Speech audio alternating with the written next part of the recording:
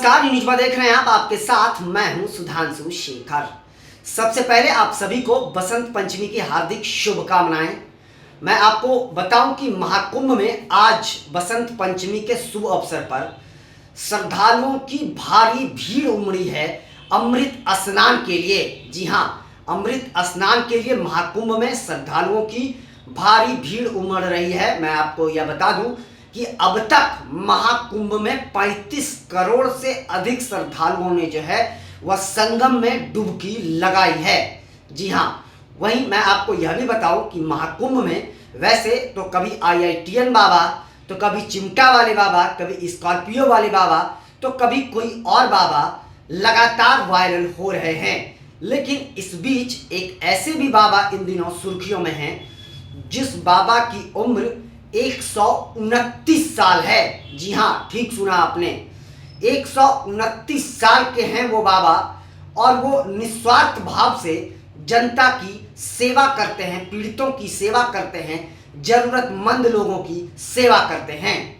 उस बाबा का नाम है बाबा शिवानंद।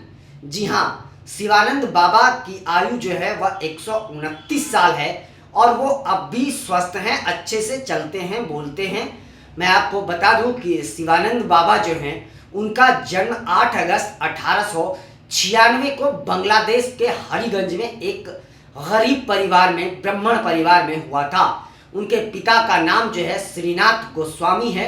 मैं आपको यह बताऊं कि उनका जीवन भरण पोषण जो है बेहद गरीबी में हुआ है। उनके माता पिता भिक्षाटन करके उन्हें पाला पोसा करते थे, लेकिन उनकी आर्थिक स्थिति बेहद खराब थी। इस वजह से जो है बाबा को उनके माता पिता ने एक गुरु के पास समर्पित कर दिया था।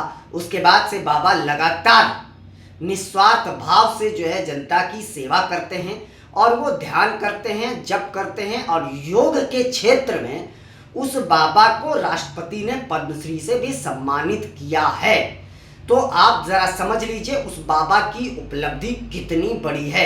वह महाकुंभ में लगातार श्रद्धालुओं को जो है योग के लिए प्रेरित करते रह रहे हैं और वो महाकुंभ में लगातार योग कर रहे हैं। और मैं आपको बताऊं कि वो बेहद इन दिनों सुर्खियां बटोर रहे हैं।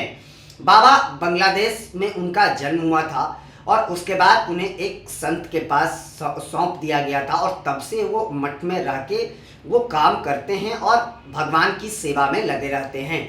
मैं आपको बताऊं कि बाबा के माता पिता के दुनिया से चले जाने के बाद बाबा ने अपने माता पिता के पूजे गए जो शिवलिंग है, उस शिवलिंग को वह साथ लेकर घूमते हैं और उसे पूजते हैं।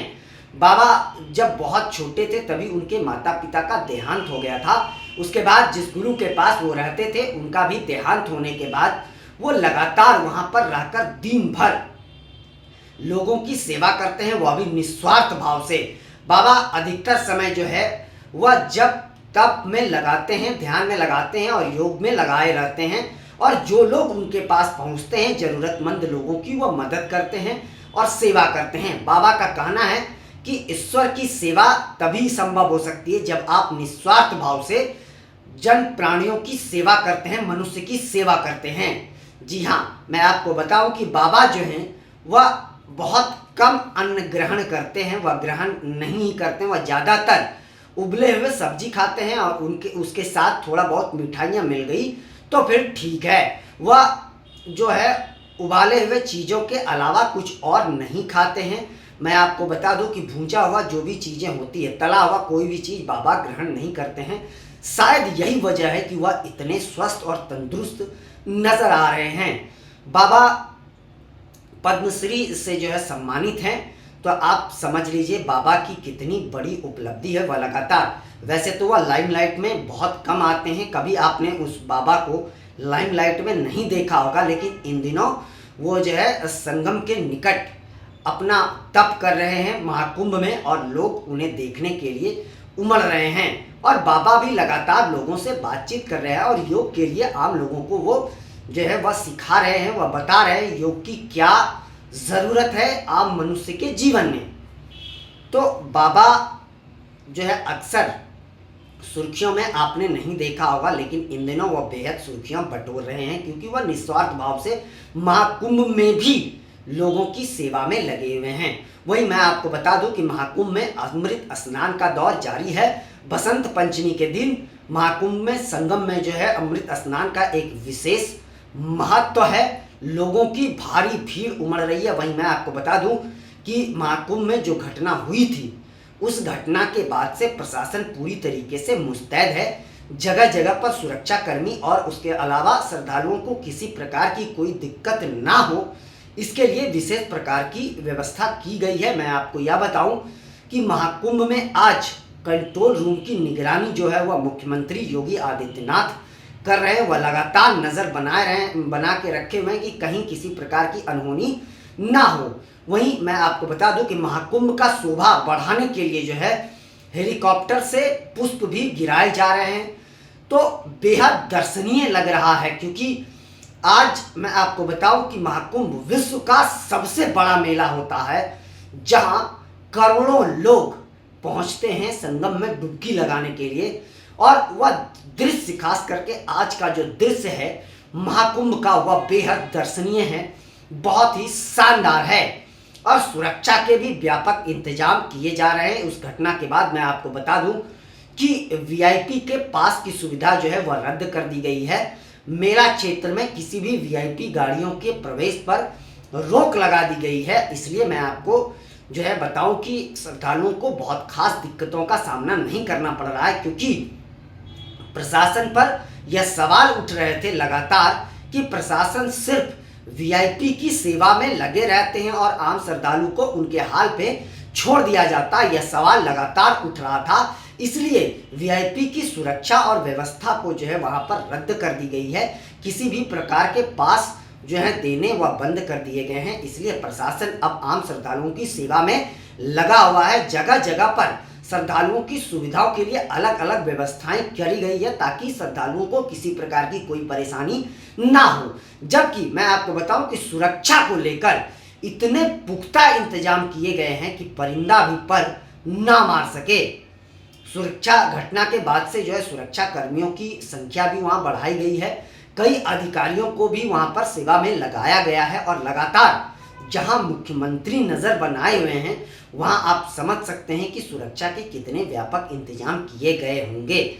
और हेलीकॉप्टर से पुष्प गिराए जा रहे हैं और अलग अलग व्यवस्थाएं जिससे मेला का दृश्य और बेहद शानदार हो, इसके लिए प्रशासन और सरकार ने अलग अलग व्यवस्थाएं करी है। इसलिए आज के दिन जो है महाकुंभ देखने के लायक बन रहा है।